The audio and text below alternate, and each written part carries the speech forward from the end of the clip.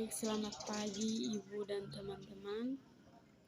Perkenalkan, nama saya Marcelina Obe dengan NPM 33210023. Di sini saya akan menjelaskan materi tentang film Kolenterata.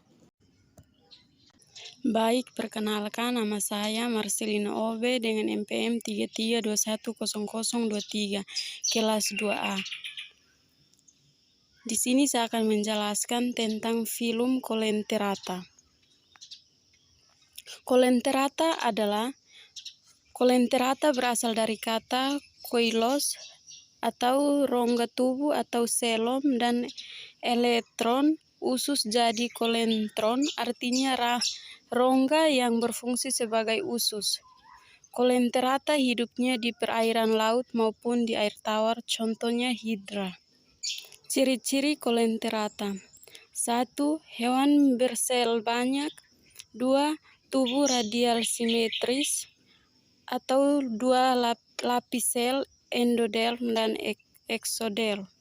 Di antaranya ada rongga. 3. Bentuk seperti tabung. 4. Di atas tubuh terdapat mulut dan tentakel untuk menangkap mangsa dan tentakel mempunyai sel racun. Yang kelima, predasium. Yang keenam, punya rongga gastroseluler. Yang ketujuh, sistem pernapasan dengan cara difusi. Yang kedelapan, sistem saraf difus. Yang kesembilan, mengalami metagenesis. Tipe kolenterata ada 2 bagian, yaitu polip dan medusa. Cara memperoleh makanan: kolenterata hidup di perairan yang jernih yang mengandung partikel-partikel organik, plankton atau hewan-hewan kecil. Jika terdapat hewan kecil, misalnya jentik, nyamuk, menempel pada tentakel dan mengenai sel hidrokarbs, maka sel tersebut mengeluarkan racun. Reproduksi kolenterata ada 2 cara perkembangbiakan, yaitu seksual vegetatif dan seksual genetatif. 1. Seksual vegetatif dilakukan dengan membentuk kucup pada kaki pada fase polip, makin lama makin besar, lalu membentuk tentakel. Kecup tumbuh di sekitar kaki sampai besar hingga induknya membuat kecup baru. Yang kedua, seksual generatif dilakukan dengan pelemburan sel sperma dengan sel ovum atau telur yang terjadi pada fase medusa. Klasifikasi kolenterata ada 2, yaitu hydrozoa. Hydrozoa berasal dari kata hydra, artinya hewan yang berbentuk seperti ular, umumnya hidup di soliter atau berkoloni. Soliter berbentuk polip dan yang berkoloni berbentuk polip dan medusa. Contohnya hidra, obelia, dan piasilia. Yang kedua, scyphozoa berasal dari kata scyphos yang artinya mangkok. Memiliki bentuk dominan medusa.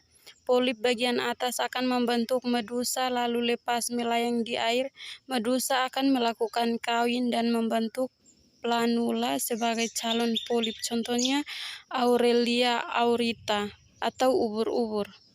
Dan yang ketiga, antrozoa berasal dari kata anthos yang artinya bunga, hidup di laut, bentuk polip, tidak punya fase medusa.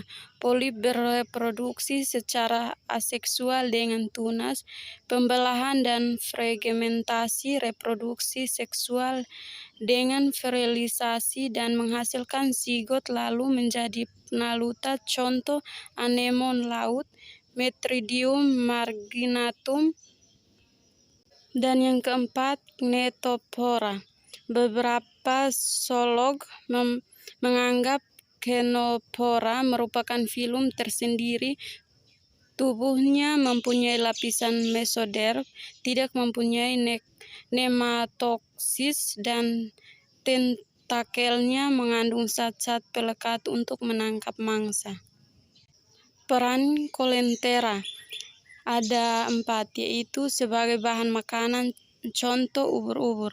Yang kedua, anemon, laut atau mawar, laut sebagai hiasan di bawah laut untuk mengukir air laut. Yang ketiga, terumbu karang yang bagus dan eksotik, bisa menarik wisataan kunjungan untuk wisata laut dengan menyelam, contoh tanaman laut bunaken. Yang keempat, terumbu karang juga berfungsi sebagai tempat berkembang biak ikan-ikan laut dan tempat berlindung satwa laut lainnya. Baik, terima kasih. Inilah hasil presentasi saya.